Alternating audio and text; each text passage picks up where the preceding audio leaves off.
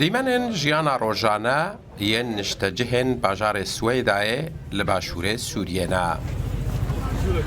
وڵاتیên navenda vê parêzgeha dirûznişîn li nav cade û bazarên bajêr bi hêminî çûn û hatinê dikin û pêdawîstiyê jiyana xwe bidest dixin. Li vî bajarî هیچ دەستهلاتێکە حکوومەتا veguhêz a Sûriyê nîne. تدار السويداء من خلال القوى الحية للمجتمع المدني التي تمكن سويدا بريا هيزن زنديين جواكا سيفيل تي بريفا برن كو دكاربون هجمارك سازي آوا بكن داكو كاروبارم خوا بريفا ببن. دساري داجي كوميتايا ياسايا بلند كو جدادور و پاريزرن شارزا و خدي عزمون بكتي. براستي افر باشتره جهابون هر نونرك حكومتا veguhêz a Şamê.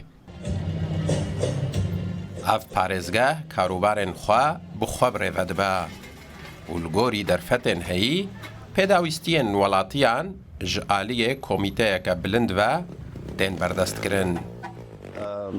أثرنا في هذه المحافظة أن ملوی پارێزگەهێ باشتر دیت کو ئەم ناوچەیە بشێوەیەکی خۆسەر بڕێوە ببن داکو ئەم پێداویستیان وڵاتیان بەردەست بکەن. لەومە مە کۆمیتەیە یاساییە بلند دروست کرد کو چەند پسپۆریان پێکتی. وێ کومیتەیە تشتە هەری باش کوژ دەستێ وێتێ دەردکە داکو پێداویستیان سڤیل و وڵاتیان لە سوێدایە بەردەست بکە و ئەو پراتیکێدا ژنەبوونێ کار دکە.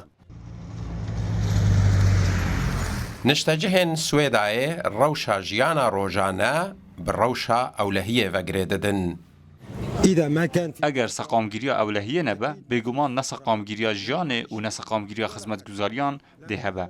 Çimkî binpêkirinên ku bi berdewamî li dijî Swêdayê tên kirin, aramî û seqamgiriyê aloz dikin û niştecihan, zarokan û xwendkaran ditirsînin.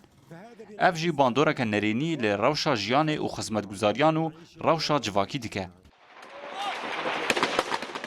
Di dawiya havîna sala 2025 de hêzên hikûmeta Sûriyê û çekdarên hin êlên Ereb êrişeke mezin biribûn ser parêzgeha Swêdayê.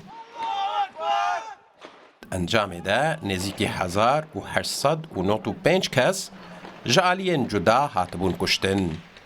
Piştre çend rêkeftinên Agiribestê hatin îmzakirin. Hüseyin Umar Ruda